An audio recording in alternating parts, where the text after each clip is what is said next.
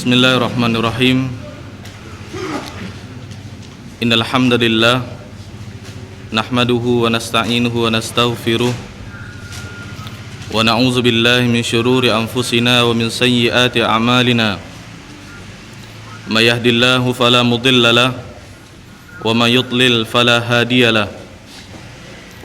Asyhadu an la ilaha illallah wa asyhadu anna Muhammadan abduhu wa rasuluh. Qala Allah Ta'ala fi muhkami tanzilih. A'udzu billahi minasy syaithanir rajim. Bismillahirrahmanirrahim. Ya ayyuhalladzina amanu taqullaha haqqa tuqatih wa la tamutunna illa wa antum muslimun. Ya ayyuhan nasu taqu rabbakumul ladzi khalaqakum min nafsin wahidah wa khalaqa minha zawjaha wa batha minhuma rijalan katsiran wa nisaa'a wattaqullaha alladzi tasaaluna bihi wal arham innallaha kana 'alaikum raqiba.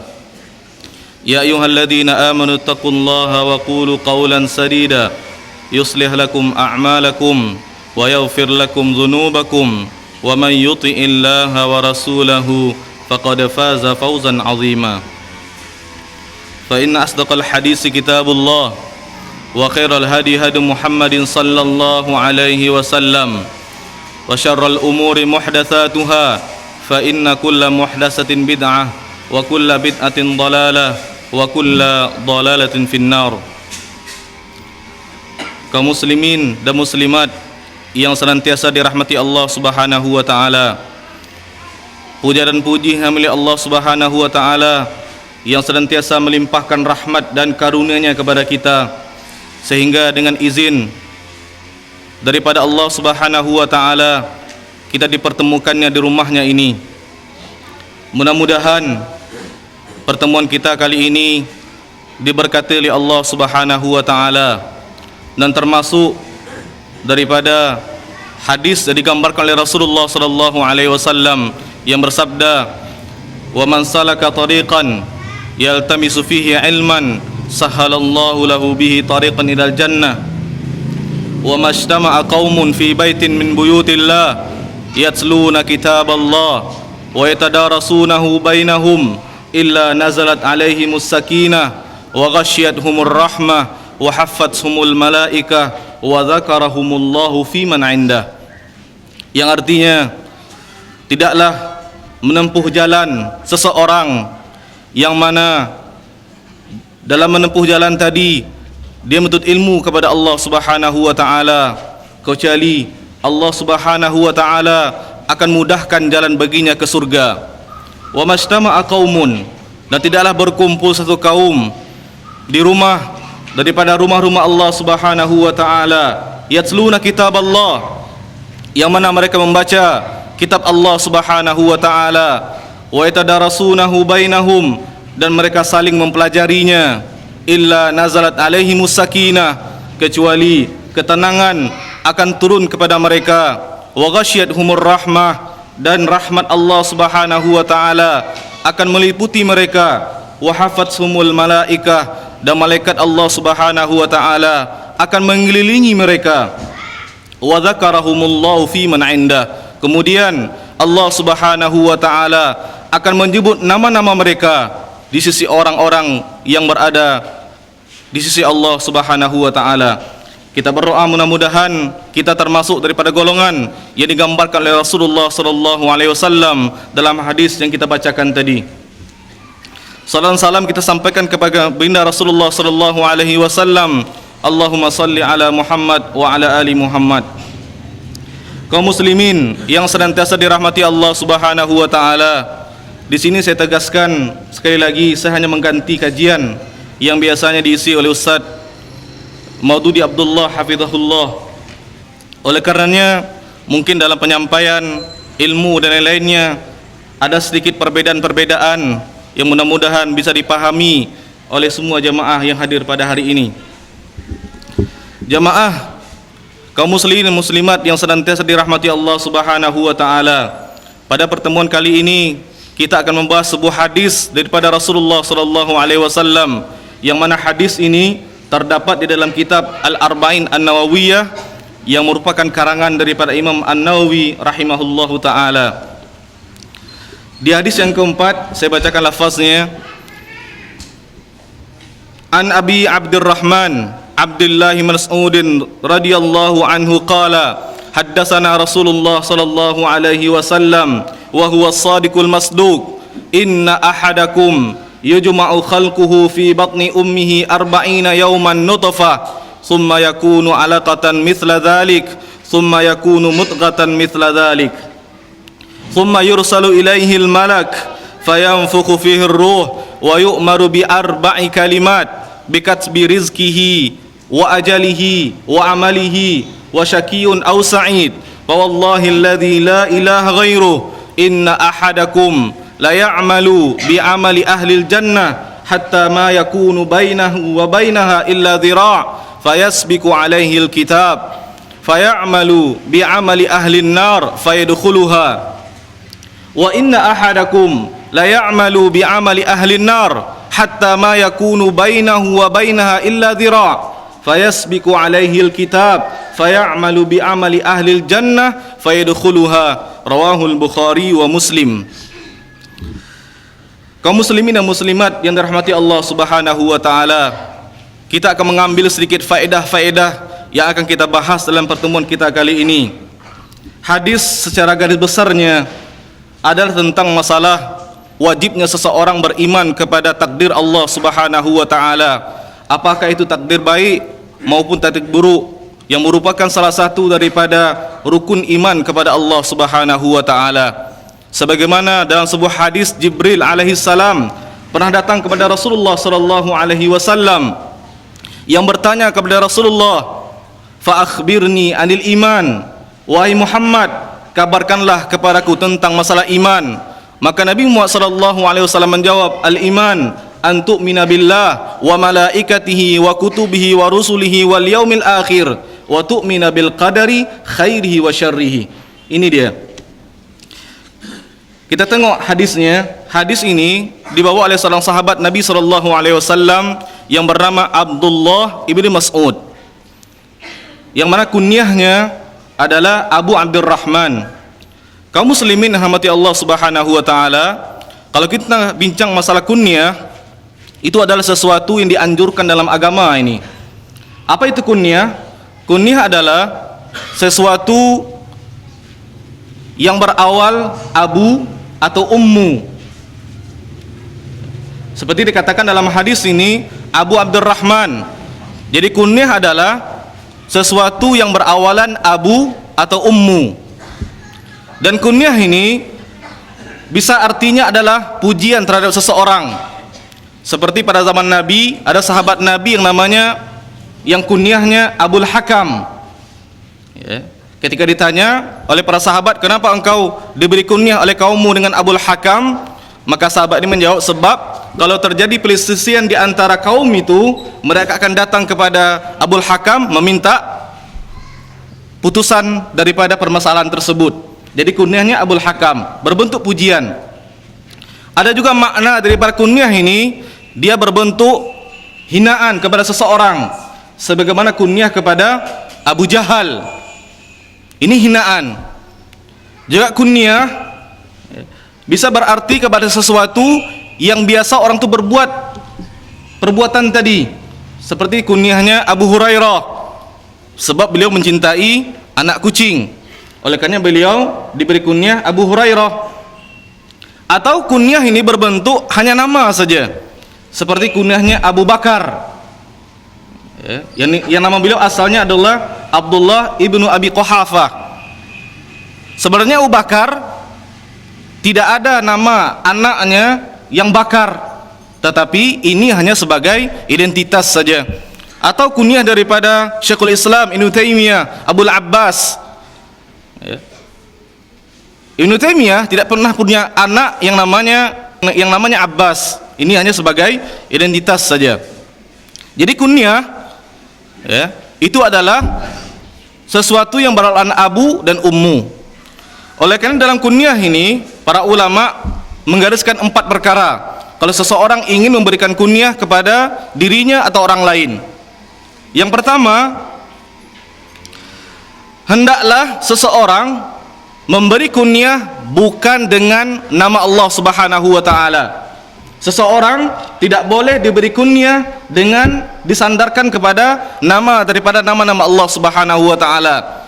Seperti kita katakan tadi dalam hadis Al-Hakam. Hakam ini adalah salah satu daripada nama ataupun sifat Allah Subhanahu wa taala. Makanya sahabat ini pernah ditanya oleh Nabi sallallahu alaihi wasallam, ya.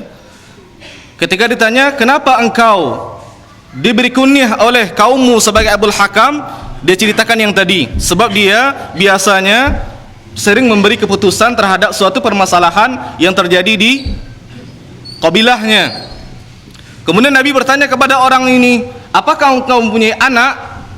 Ya, sebabnya mengatakan, "Saya punya anak, yaitu Surai, Muslim dan Abdullah." Kemudian Nabi mengatakan kepada dia, kepada sahabat tadi, berarti kunyahmu adalah Abu Syurai. Daripada hadis ini, ulama mengatakan bahwasanya seseorang tidak boleh diberi kunyah dengan nama ataupun sifat Allah Subhanahu wa taala. Sebab dalam hadis ini Nabi menyuruh mengganti kunyahnya daripada Abul Hakam kepada Abu Syurai. Yang Syurai itu adalah anaknya yang paling sulung. Juga seperti kunyah Abul A'la. Al-A'la salah satu daripada nama Allah Subhanahu wa taala. Tidak boleh diberikan seperti itu. Ya. Atau kita katakan Abullah. Abu disandarkan kepada Allah, tidak boleh. Tapi kalau seandainya dikatakan Abu Abdillah, itu boleh, sebab hamba kepada Allah Subhanahu wa taala. Ini yang pertama, seseorang tidak boleh diberi kunyah yang menyandarkan kunyah tersebut kepada nama ataupun sifat Allah Subhanahu wa taala. Yang kedua, biasanya dan seharusnya seseorang diberi kunyah kepada anaknya yang paling sulung, terutama yang lelaki ataupun yang perempuan. Kalau seandainya anak yang sulung adalah lelaki, dia seharusnya diberi kunyah dengan anak lelaki-laki tadi. Seperti dalam hadis tadi, ketika Rasulullah menanyakan, "Siapakah anakmu yang sulung?" Sahabatnya mengatakan Syurai. Jadi namanya adalah, kunyahnya adalah Abu Syurai. Atau kalau dia tidak punya anak yang sulung lelaki, dia boleh memberi kunyah kepada anak sulungnya yang perempuan. Begitu kaedahnya. Yang ketiga, seseorang yang belum ataupun tidak mempunyai anak ataupun anak kecil itu boleh diberi kunyah. Dan itu bukan bentuk daripada kebohongan. Ya. Dalilnya adalah daripada Anas bin Malik. Anas ini dia adalah pembantu kepada Rasulullah sallallahu alaihi wasallam. Rasulullah sallallahu alaihi wasallam sering menjaring Anas dan keluarganya, dan Anas mempunyai seorang adik yang diberi kunyah Abu Umair. Dia masih kecil, tapi sudah punya kunyah, namanya Abu Umair. Ya. Dan Abu Umair ini dia mempunyai seekor burung. Ya. Suatu hari burung ini mati. Nah, ketika itu setelah burung ini mati, Rasulullah SAW datang menziarahi keluarga Anas. Kemudian dia melihat Abu Umair ini dalam keadaan sedih. Ya. Nabi SAW bertanya kepada Anas, "Apa yang menyebabkan adikmu bersedih?" Kemudian Anas mengatakan bahwasanya burungnya mati. Kemudian Rasulullah SAW bertanya kepada Abu Umair ini untuk menghiburnya. Rasulullah mengatakan dalam hadis sahih, "Ya Umair, ma fa'alan nughair." Wahai Abu Umair, apa yang telah terjadi dengan burung? Nughair itu adalah anak burung. Nah, dalam hadis ini disimpulkan bolehnya seseorang yang belum atau tidak punya anak atau anak kecil diberi kunyah. Ya. Sebenarnya nama daripada anak tadi bukan Umair, dia tidak ada anak namanya Umair ataupun sesiapa yang namanya Umair. Tetapi Rasulullah SAW memanggil dengan Abu Umair. Itu bukan bentuk daripada suatu kebohongan.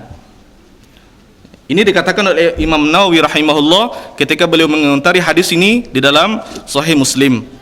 Dan yang keempat kaedahnya, seseorang tidak boleh berkunyah dengan kunyah Nabi Muhammad SAW. Kaum muslimin hormati Allah Subhanahu wa taala, kita ketahui kunyah Nabi Muhammad sallallahu alaihi wasallam adalah Abul Qasim. Sebab Nabi punya anak namanya Qasim. Dalam sebuah hadis Nabi mengatakan, hendaklah kalian bernama dengan namaku, tetapi jangan berkunyah dengan kunyahku. Hadis Abu Daud, sahih. Hendaklah kalian bernama dengan namaku, silahkan, tetapi jangan berkunyah dengan kunyahku. Ya. Dikatakan oleh para ulama, hikmahnya adalah salah satunya adalah bentuk penghormatan seseorang kepada Nabi Muhammad SAW. Ini 4 perkara dalam masalah kunyah. Sebagian ulama mengatakan dia adalah sunnah, sebagian lagi mengatakan dia adalah dianjurkan, ya, dalam agama ini. Dan kunyah itu adalah bentuk penghormatan kepada seseorang. Kalau kita ke Arab Saudi, ya, seseorang lebih suka dipanggil dengan kunyahnya daripada dengan namanya. Seorang anak kadang-kadang memanggil ayah dengan kunyahnya, tidak dengan namanya. Kalau di Arab itu hal yang biasa, ya. Itu masalah kunyah. Jadi nama daripada kunyah daripada Abdullah bin Mas'ud, dia adalah Abu Abdurrahman. Kemudian Abdullah bin Mas'ud ini adalah seorang sahabat Nabi sallallahu alaihi wasallam. Kaum muslim dan muslimat yang dirahmati Allah Subhanahu wa taala, kapan seseorang dikatakan sahabat? Ada tiga syarat dikatakan seorang menjadi sahabat Nabi sallallahu alaihi wasallam. Yang pertama, dia adalah bertemu dengan Nabi Muhammad sallallahu alaihi wasallam. Orang tersebut mesti bertemu dengan Nabi Muhammad sallallahu alaihi wasallam. Kenapa kita katakan bertemu bukan melihat? Sebab di kalangan sahabat ada yang buta. Nah, kalau kita katakan melihat, berarti kita telah mengeluarkan sahabat yang buta tadi daripada sahabat Nabi sallallahu alaihi wasallam. Jadi kata-kata bertemu itu lebih umum daripada kata-kata melihat. Yang kedua, setelah bertemu, syaratnya yang kedua adalah beriman dengan Nabi Muhammad sallallahu alaihi wasallam. Setelah bertemu, orang ini mesti beriman kepada Nabi Muhammad sallallahu alaihi wasallam. Kenapa kita katakan beriman? Sebab di kalangan orang-orang yang bertemu dengan Nabi di zaman Nabi Muhammad sallallahu alaihi wasallam, ada yang tidak beriman. Dia bertemu tetapi tidak beriman, seperti Abu Jahal, Abu Talib, dan kufar Quraisy pada saat itu. Mereka bertemu, bahkan melihat Nabi sallallahu alaihi wasallam, tetapi tidak beriman. Oleh karena mereka bukan sahabat Nabi sallallahu alaihi wasallam. Dan yang terakhir syaratnya adalah beriman. Yang terakhir adalah mati dalam keadaan Islam. Setelah dia bertemu, kemudian beriman kepada Nabi Muhammad sallallahu alaihi wasallam, syaratnya yang ketiga adalah mati dalam keadaan Islam. Sebab di kalangan sahabat ada yang dia bertemu, beriman dengan Nabi, namun setelah Nabi Muhammad SAW meninggal dunia, mereka murtad, keluar daripada Islam. Contohnya seperti orang-orang yang diperangi oleh Abu Bakar As-Siddiq ketika mereka enggan untuk membayar zakat pada zaman Khalifah Abu Bakar As-Siddiq. Jadi 3 syarat dikatakan seseorang itu adalah sahabat Nabi SAW: bertemu dengan Nabi, beriman dengannya, dan mati dalam keadaan Islam. Kemudian Abdullah bin Mas'ud ini, dia adalah seorang sahabat yang dikatakan dalam sebuah hadis mempunyai suara yang sangat bagus. Oleh karena Nabi SAW bersabda, "Man ahabba ayaqra'al Qur'an ghaddan kama unzil falyaqra' ala qiraati ibni ummi abdin." Hadis Imam Ahmad. Barang siapa yang ingin mendengar Quran sebagaimana diturunkannya persis sama, maka hendak dia membaca seperti bacaan Ibnu Ummi Abdin. Dia adalah nama lain daripada Abdullah bin Mas'ud. Jadi beliau mempunyai suara yang sangat bagus, dan Nabi SAW bukan dalam suatu ketika saja, bahkan berkali-kali pernah meminta Abdullah bin Mas'ud untuk membaca Al-Quran kepada beliau. Ya, itu hal yang juga merupakan sunnah daripada Nabi SAW.